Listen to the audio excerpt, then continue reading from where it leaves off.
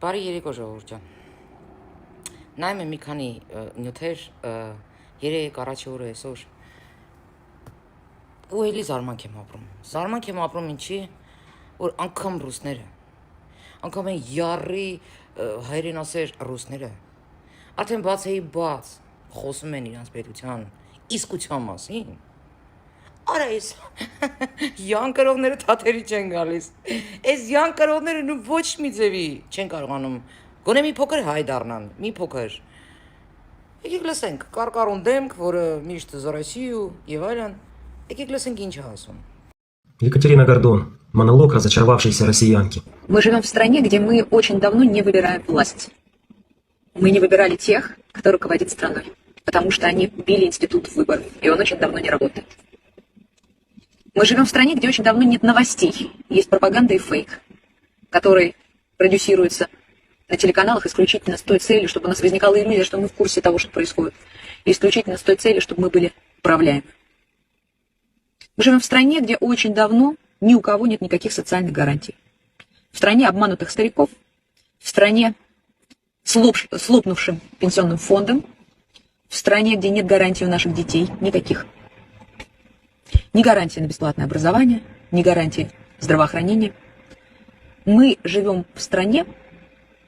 которую не знаем, потому что это совсем не то, что мы о ней думали или нам хотелось думать. Мы живем в стране, где нам не принадлежит ничего, где женщину с 2 маленькими детьми сажают за сворованную ей гречку в магазине, где на наших глазах воруют миллиарды и миллиарды, и об этом даже делают журналистские расследования. Конечно, не на федеральных каналах, но никто из них не сел. Мы живем в аду, в бреду, и с каждым днем все становится только хуже. И наша с вами вина тоже есть, потому что мы привыкли бояться, мы привыкли завидовать, мы привыкли лениться, и мы привыкли ждать подачки от некого царя, что вот рядом с ним все воруют, а он на самом деле нормальный. Он вот сейчас поборется с англосаксами, с масонами, с Медведевым. Вот сейчас поборется и нам поможет. Нам хотелось так думать. Есть ли у нас повод так думать? У нас больше нет ни одного повода для самообмана. У нас с вами больше нет ни одного дня на жизнь в этом бреду и тумане. Բոլորս էլ հասկանում ենք, որ ինքը ավելի նոր բաներ չի կարող խոսալ։ Բա որ հանկարծ այդ խոսքի ազատությունը լիներ Մոսկվայում, Ռուսաստանում, դուք գոնե պատկերացնում եք այդ ժողովրդը ինչ էր ասելու։ Չեք պատկերացնում։ Չեք պատկերացնում։ Թե ինչ կախաղան էին հանելու Պուտլերին։ Երկիր այդպես չոքացնելու վարի տալու համար, որի տակ սրանք եկան, որ պետք է մեզ մցնեն։ Ու պարադոքսը նորից ասում եմ նայա, որ արդ երկրներում վերընկած, այդ նույն Եվրոպաներում, Ամերիկաներում քարշ եկող բոմբժերը յանկրող, որ ասում են առանց ռուսին չեք անելու, ֆլան ֆստան,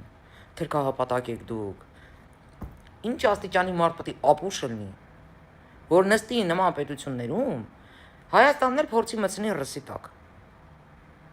Հասկանալով, գիտակցելով, թե Գարեգին բն Իրանից ինչ է ներկայացնում։ Սենց զոմբիի նման աշկերը փագի ու ասի, ձեր չտակ ինքը սուրբ է։ Չէ դուք լրիվ կատացրած եք, կատացրած։ Հիշեցման կարգով մի հատ լսենք։ Երբ որ մենք եկեղեցուն առավելություն ենք տալի, ասում ենք, այս մի տնտեսվարող սուբյեկտը կարող է հարկ չտալ, հարց է ցակում։ Մոմի վաճառքի նկատմամբ խնդիր չկա, չնայած այստեղ բարոյական խնդիր կա։ Մարդը մտավ եկեղեցին, պետք է մոմ կարողանա վառել, փորձեք մի հատ մոմ չգնել, ձեզ քանեն եկեղեցուց։ Կլինում է ես տեսել եմ Սուրբ Սարգիս եկեղեցում։ Հայաստանի Հանրապետության նախկին վարչապետը հոգնել է իրեն վերագրվող աթեիստ որակումից ու իր բացախոսությանը միտված տարատեսակ մեղադրանքներից։ Հրանտ Բագրատյանն այն համոզմանն է, որ տնտեսությանն ու բյուջեին մեծ հարված հասցնող օրինագծի թերությունների մատնանշումը խոտոր ճանապարհից եկեղեցուն հնարավորինս զերծ պահելու ազնիվ նպատակն ամենևին կապ չունեն այս կամ այն անհատի կրոնական հայացքների հետ։ Երբ որ եկեղեցին չափից դուրս է գալիս, ավերիչ է դառնում։ Մենք մի քանի անգամ տեսել ենք, թե ինչպես է հայ առաքելական եկեղեցին ավերում պետությունը։ Վաղ միջնադարում կուտակման նորման 2-3% էր։ Եթե 7% տալիս էին եկեղեցուն, փող չէր մնում, որպեսզի վերարտադրության, ընդլայնված վերարտադրության համար փող չէր մնում։ Իրար հետևից երկրների զարգացումը կանգնում է։ Դրա համար քրիստոնեություն ընդունելուց հետո վաղ միջնադարը մթության տարի է, մոտ 500-ից մինչև 1000 տարի, մինչև վերածնունդ։ Մեր զրուցակցի վստահեցմամբ համայնքային բյուջե գումարներ չեն ուղղվում։ Ուշագրավ են նաև տնտեսական խտրականության մասին տնտեսագետի դիտարկումները։ Բանը գնացել է հասել ազգային ժողովում քննարկում են ռեստորաններ, սաունաներ կամ հարսանյաց բաներ, պարագաներ վաճառող խանութներ եւ այլն կոմերցիալ այսօր մեր եկեղեցին գործանել ունի։ Սա դեռ 20 տարի է, եւս այսպեսի 30 տարի եկեղեցին աստիճանաբար դառնում է ամենախոշոր ու ամենաանարդյունավետ օլիգարխը։ Նրանք ոչ բիզնեսից են հասկանում, բիզնեսի վերջո մասնագիտություն է։ Եվ ոչ էլ այնտեղ սեփականատեր կա։ Ամեն մի կաթողիկոս մտածում է, որ հերթականը կգա նախորդի համար պատասխանատվություն չկրելով։ Այո, հենց այդպես էլ կա։ Ոչ մեկ պատասխանատվություն չի կրում են նախորդի համար։ Ոչ մեկ մի հատ աուդիտ չի անում, տեսնեք, գանձերը տեղում են թե ոչ։ Իրավունք չկա։ Պատասխանատվություն չկա։ Ոչ իմ չկա, անտերը դու սենց։ Ու դառնում է եկեղեցին մի հատ ուժ, որ կարա դնի պետությունս ներսից քանդի։ Միլիարդները ողրի տակ դրած։ Սա անընդունելի է։ Սրա հարցերը պետք է լուծվի։ Ես ասում եմ անհամբեր, սպասում եմ իմ ղեկավարության գործողություններին, անհամբեր։ Ու նորից վերադառնամ պարադոքսին, որ այն մարդիկ, ովքեր այսպես խոսում էին եկեղեցու մասին, հիմա եկեղեցու կողքը կանգնած են։ Գարեգին B են սատարում։ Այս է պարադոքսը, որ քաջ գիտակցում եք, ինչ է Իրանից ներկայացնում B Գարեգինը, իր դեպքում ինքը B Գարեգինը։ Քաջ գիտակցում եք, անգամ եղբոր փաստաթղթերը, որ ջրի երես հելավ, KGB-ի շեստյորք են։ Չի ազդում, ուզեմ ասեմ, որ այն որ ասում եք զոմբի, դուք երևի հայելու դեմ եք կանգնում, նոր մեզ ասում զոմբի։ Ու որ տեսնում եմ նման մեկնաբանություններ, նման խոսակցություններ տանող մարդիկ, որոնք կանգնած են հենց հիմա Կտրիչ Ներսիսյանի թիկունքին, հարց է ծագում։ Կարող է փայատեր եք դառել, դրա համար եք նկապողը, Ռիտորический հարց է, էլի։ Ամերիկայի յորշիկներն աղջի։ Ես չգիտեի, որ դու իմ ֆանատն ես։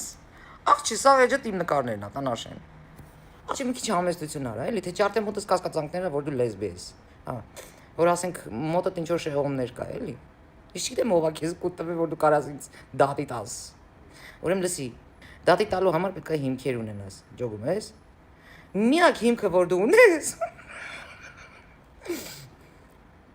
որ դու քո անունը պրիզնատ ես գալի, աղջի, որ դու յորշիկ ես։ Հա, եմի ջալոց այսօրվանից կնքում եմ քեզ մանդալոշկա։ Հա, յորշիկ արդեն մի քիչ շատ է քո համար։ Մանդալոշկա։ Ջոգիր։ Սպասում եմ արձագանքիդ, որովհետև ոնց հասկացա դու քո անունները լավ էլ տեղը բերում ես։ Հաստես ես փնտրում, չլուր։ Ու քո նմանները են շլվար էլի ճակերտավոր, շլվար կրողները, դոգի նկարների հետևը բուքսիր տվողները։ Իրանք էլ են հաստես փնտրում։ Դավթարները թանեք հաստես ասում եմ։ Բերի աղջի։ Ուլիցա խզոց դոմ բզոց։